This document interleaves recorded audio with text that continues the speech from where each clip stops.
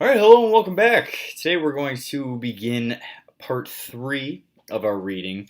I know I only have lesson 1 listed here, the Confederate States of America, but we're also going to be addressing lesson 2 as well, called Contrabands of War. We're not going to talk about that for too long, so the main gist of this lesson is just going to address the secession of southern states from the Union. So the word secession is a word that means the separating from. So if you have states that secede from the Union, that means that they're separating from the Union or from the United States of America, and they're declaring themselves independent of the country. So how things look right now. Here you have 1861. So we're going to begin with 1860 on the next slide, but it is worth talking about what the map is going to look like eventually over the course of this lecture. So in 1861, you'll notice that you have the division between the northern states, which are then going to be called the Union. So that you have this dark teal Union-free states. You have California, Oregon, Kansas, as well as all of the states we tend to think of as northern states. Union slave states, this is interesting. You did have some border states that actually were slave-holding states that refused to secede from the Union. Among those were Missouri, Kentucky, and West Virginia, Maryland, and Delaware. And we're going to talk later on about why these states had decided not to secede from the Union when other border states like Arkansas, Tennessee, North Carolina, and Virginia did. And then you also have the original states that had seceded from the Union. The very first one is going to be South Carolina, and we're going to talk about that in a couple slides. But soon after South Carolina secedes from the Union, Florida, Georgia, Alabama, Mississippi, Louisiana, and Texas soon follow suit. All right, let's begin. So in 1860, Abraham Lincoln was elected president of the United States, and Southerners saw Lincoln's election as an imminent threat to the institution of slavery, to their lifestyle. And so the Southerners had reacted with anger, specifically South Carolina. South Carolina secedes soon thereafter. I mean, the election, the presidential election would have taken place in November, and here in December, only 1 month after President Lincoln is elected to his position, you have South Carolina draws up articles of secession. To secede from the Union, as I mentioned, means to split away from the Union. So now South Carolina is declaring itself as independent from the United States of America. Now, soon thereafter, you have Missouri, Alabama, Florida, Georgia, and Texas join South Carolina in 1861. So the primary reason for secession was the protection of slavery. And I want to really underscore this point because still to this day in the South, a significant portion of the population that still perceives the Civil War as being a war for states' rights, which is a tongue-in-cheek way of ignoring the primary issue at play here, which was slavery. There are those who claim that this war was only about the rights of Mississippi, Alabama, Florida, Georgia, South Carolina, and Texas to preserve their own economic lifestyle, is really absolving themselves from any responsibility of having enslaved human beings in the past. So I just want to make sure that we all understand that this was a war that was fought primarily over the institution of slavery.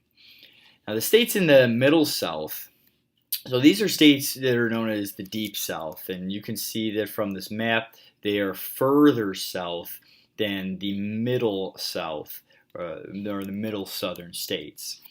The states in the Middle South did not secede immediately. They didn't jump on board. And the reason being is because they had feared becoming battlegrounds if a war had began. If you look at this map, where would the North and the Deep South end up fighting? Well, they're probably going to fight in this middle ground area, which is Missouri, Kentucky, Arkansas, Texas, North Carolina, and Virginia. And so these states decided to kind of stay out of it, at least initially. That was one reason. The other reason is that you had these middle southern states were concerned that if they had seceded from the Union, that if their slaves had escaped into the North, that they would no longer have a mechanism to enforce the Fugitive Slave Act. Recall that the Fugitive Slave Act required northern states to return escapees back to their states. It had permitted this bounty hunting for fugitives. So our first question here is, how did Lincoln attempt to reassure Southerners in his first inaugural address? So an inaugural address is the president's initial speech to the nation after being elected.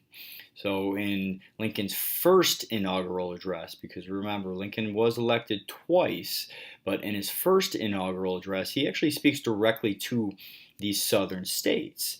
And he had condemned secession. So he's speaking particularly to South Carolina here. He had condemned secession, but said that he had no plans to interfere with slavery where it already existed. So it was his attempt to reassure the South that after his election, he is not going to abolish slavery. Rather, he is going to permit its continuation in the South so long as it doesn't continue to expand westward or northward. He then went on to remind Southerners of the long-standing bond between the North and the South. And so what you can see Lincoln doing here is he's trying to preserve the Union. And initially, after his election, that was his main concern. I mean, we tend to think of Abraham Lincoln as the great emancipator, this man who freed the slaves. You always hear Lincoln freed the slaves, but that was not his primary goal once he was elected president. It was not emancipation. Rather, his primary goal was to just make sure that the United States stays whole and does not separate into two different nations. Lincoln does, however, at the very end of his first inaugural address, he made it clear that he would, quote, preserve, protect, and defend the Constitution and the Union. And the Union, meaning that he's going to preserve that Union. He's going to do everything that he can to ensure that the South does not secede and create its own country, and also protect the Union. So if the South decides to secede and, let's say, attack the North, that Abraham Lincoln would do everything in his power to make sure that the Union, the United States of America, was protected. The next question here is, why were the first shots of the Civil War fired? So Lincoln also insisted in his first inaugural address that the United States had the right to protect and hold its property in the South. And what he was referring to were two different forts, one being Fort Sumter in South Carolina, and the other one being Fort Pickens in Florida. But the Battle of Fort Sumter is commonly thought of as the first battle of the Civil War. So what Fort Sumter was, it was a military fortification that was off on an island, and South Carolina claims that, well, hey, this fort is in our state, and even though it's operated by the United States military, this is our property. And so South Carolina ends up laying siege on this military fortification, meaning that the South Carolina militia or the South Carolina State Army, they surround this island and they prevent food and supplies from reaching the island. Well, on April 12th of 1861, the South Carolina militia fires its first shots at the military fortification that the U.S. military was inside of at the time. Now, nobody ended up dying in the Battle of Fort Sumter, and that's kind of the interesting thing here is that this was the battle that starts the Civil War, and yet nobody dies in this battle.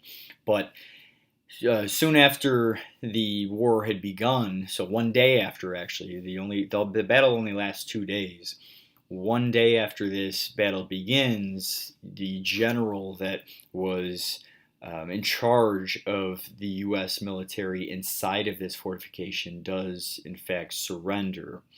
So here I have the Confederacy disagreed that the United States gets to hold on to its property in Fort Sumter, South Carolina, and South Carolina laid claim over this military fortification. After the fortification falls and South Carolina lays claim to it, President Lincoln responds by contacting the governors of all of the states in the United States and asking for 75,000 volunteer soldiers to duty in order to suppress the Southern rebellion. So which other states joined the Confederacy? Lincoln's proclamation, which was that order that 75,000 soldiers be called up for duty in order to suppress the Southern rebellion. This proclamation had pushed states in the upper South into the Confederacy. So not only do we have South Carolina, Texas, Louisiana, Georgia, Mississippi, Florida that had seceded, those states in the deep South, but now Virginia, Arkansas, Tennessee, and North Carolina all join in secession. So once again, I'm going to return to this map so that we can really wrap our heads around what's going on at the time. But when Fort Sumter was attacked, South Carolina was the one that sent its militia to attack the fort. The states in the deep South had all supported South Carolina in this action. After Fort Sumter falls, you have these border states, Virginia, North Carolina, Tennessee, and Arkansas, all decide to jump on board and say, hey, South Carolina had defeated the United States Army in the very first battle of the Civil War. We're all in on the cause.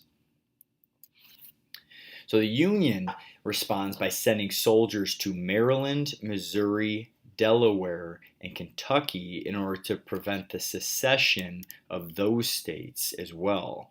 And those are the states that were listed here: Missouri, Kentucky, Maryland, and Delaware. We'll talk about West Virginia here in just a moment. And the decision of the North to send soldiers to these states didn't mean that all people in these states had supported the Union cause.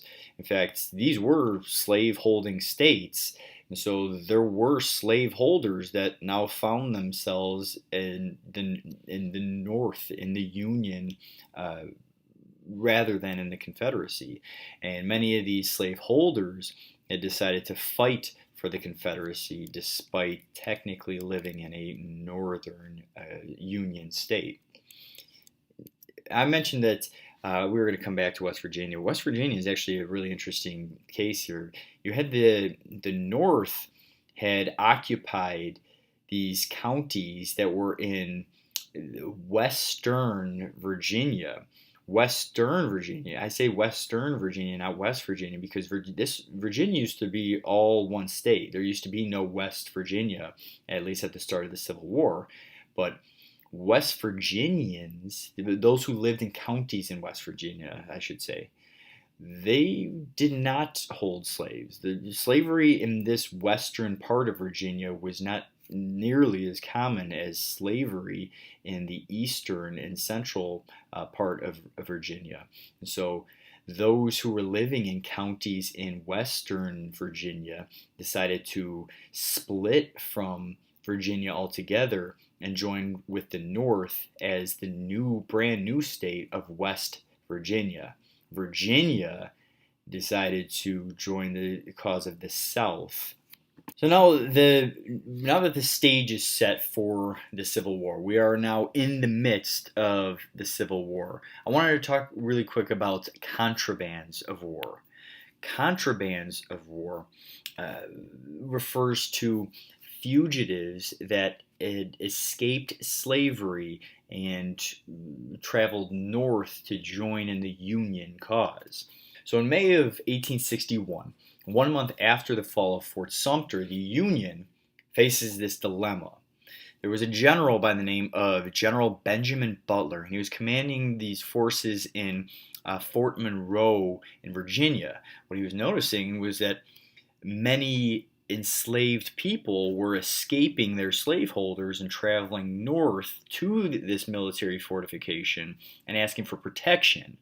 Well, General Butler had contacted the Secretary of War asking, what do we do with these people? Do we follow the law, which was the Fugitive Slave Act, which required them to return enslaved people to the slaveholders, or does General Butler protect these enslaved people and allow them a refuge in the military fortification?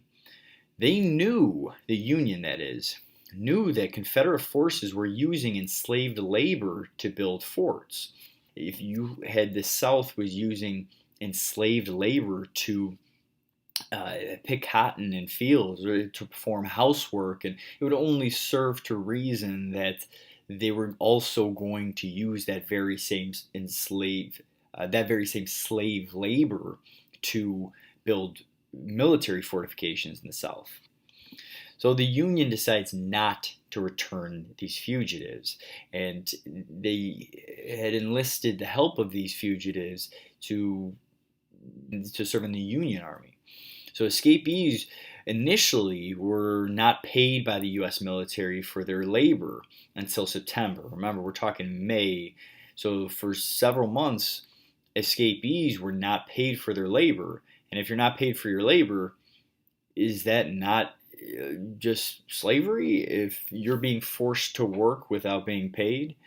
But eventually in September of 1861, these fugitives were being paid. And this had encouraged hundreds of thousands of more enslaved people to flee slavery towards the Union Army. And collectively, this group of people were called Contrabands of War, or just contrabands for short. In total, over 135,000 freed men would fight for the Union Army over the course of this war.